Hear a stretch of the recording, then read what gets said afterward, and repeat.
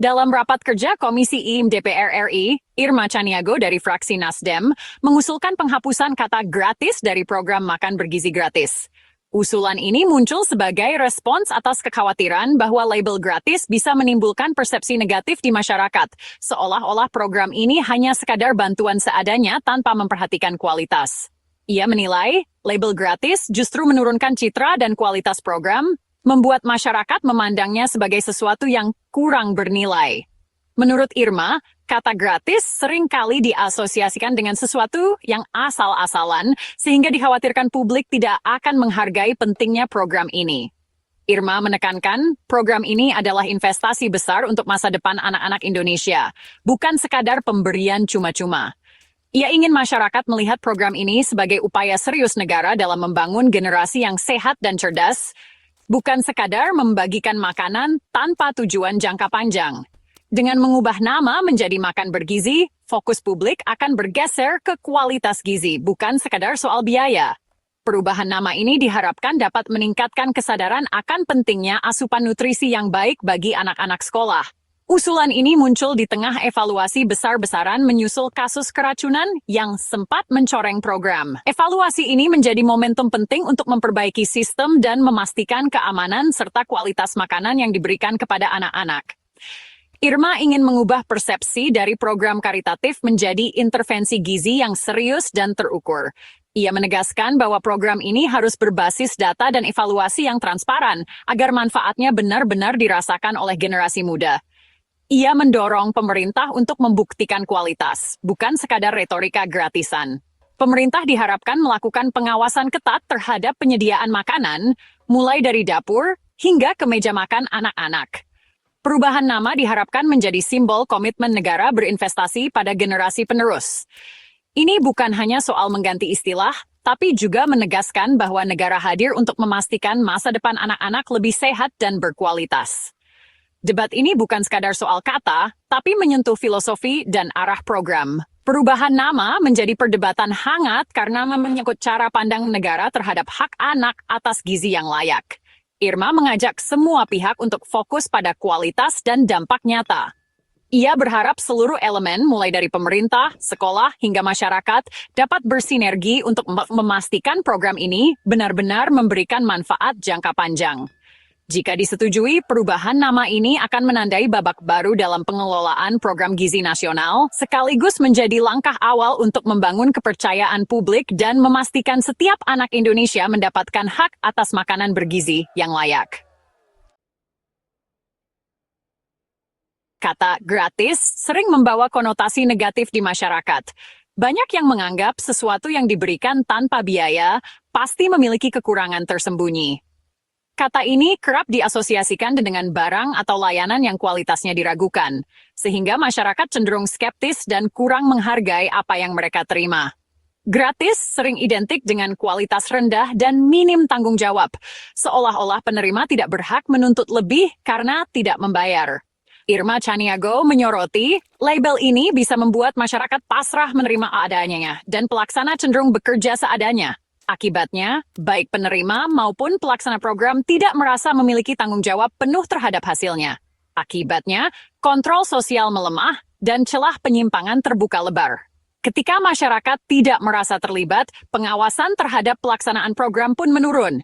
Padahal, program dengan anggaran ratusan triliun seharusnya dipandang sebagai proyek strategis yang penting untuk masa depan bangsa, bukan sekadar bantuan populis yang hanya bersifat sementara. Menghapus kata gratis, mengalihkan fokus ke kualitas, membangun kebanggaan dan rasa memiliki. Siswa dan masyarakat akan lebih menghargai program jika mereka merasa menjadi bagian dari sesuatu yang bernilai. Ini bukan soal gengsi, tapi soal psikologi komunikasi dan manajemen persepsi. Cara kita menyampaikan pesan sangat memengaruhi cara masyarakat menilai dan merespons program. Persepsi publik sangat menentukan keberhasilan program sebesar ini. Jika masyarakat percaya pada kualitas dan niat baik pemerintah, partisipasi dan dukungan pun akan meningkat. Pemerintah ingin menegaskan, kualitas adalah prioritas utama, bukan sekadar pemberian cuma-cuma. Setiap kebijakan harus membawa dampak nyata dan berkelanjutan. Setiap porsi makanan adalah investasi untuk masa depan generasi muda, bukan sekadar sedekah yang diberikan tanpa perhitungan. Perubahan ini diharapkan memperkuat kepercayaan antara pemerintah dan rakyat, serta menumbuhkan rasa tanggung jawab bersama. Dengan menghilangkan kata gratis, program diharapkan naik kelas dalam pandangan publik menjadi simbol kemajuan dan kepedulian negara. Inilah langkah penting membangun fondasi kepercayaan jangka panjang agar setiap kebijakan benar-benar membawa manfaat nyata bagi seluruh masyarakat. Irma Chaniago berbicara dari pengalaman nyata sebagai mantan pengelola catering besar. Ia paham betul pentingnya standar kebersihan dan pengawasan di dapur skala massal. Irma menyoroti praktik jual beli sertifikat layak higien sanitasi (SLAS) yang rawan disalahgunakan. Sertifikat yang seharusnya menjamin keamanan pangan kerap hanya formalitas tanpa pengawasan nyata. Jika praktik ini merembes ke program makan bergizi, risiko keracunan massal meningkat. Irma menekankan, pengawasan tak cukup administratif, harus ada inspeksi mendadak dan berkelanjutan. Dapur yang tampak bersih saat inspeksi bisa saja jorok dalam operasional harian tanpa pengawasan konsisten. Ia menuntut mekanisme pengawasan berlapis melibatkan institusi kredibel seperti Kemenkes dan BPOM.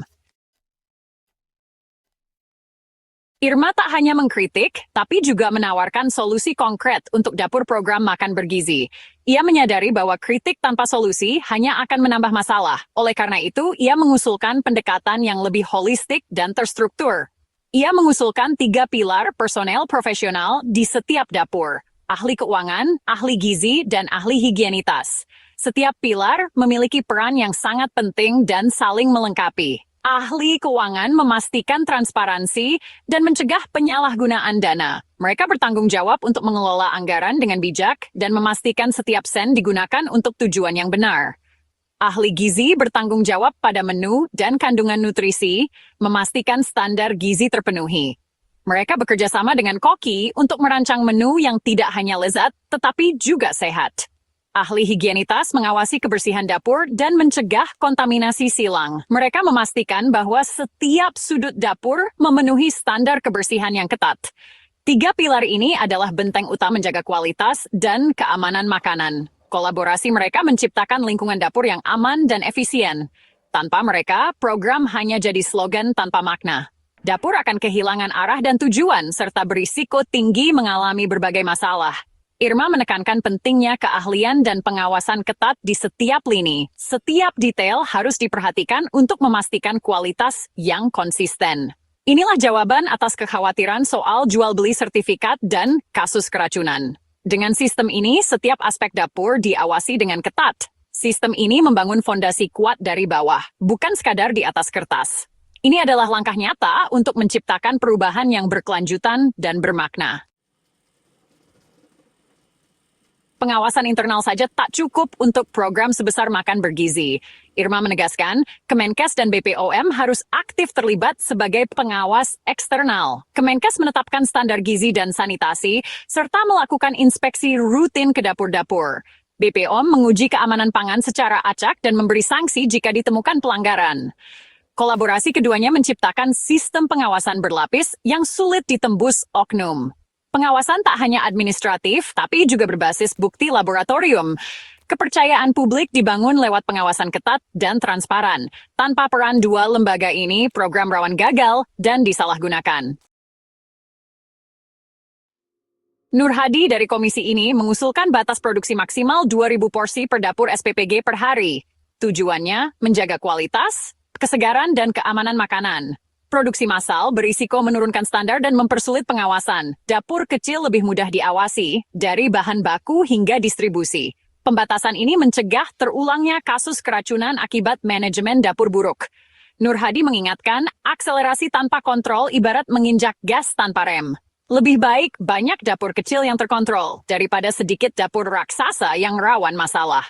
Ini strategi manajemen risiko yang relevan untuk program nasional. Usulan ini menegaskan pentingnya kontrol kualitas di atas kuantitas.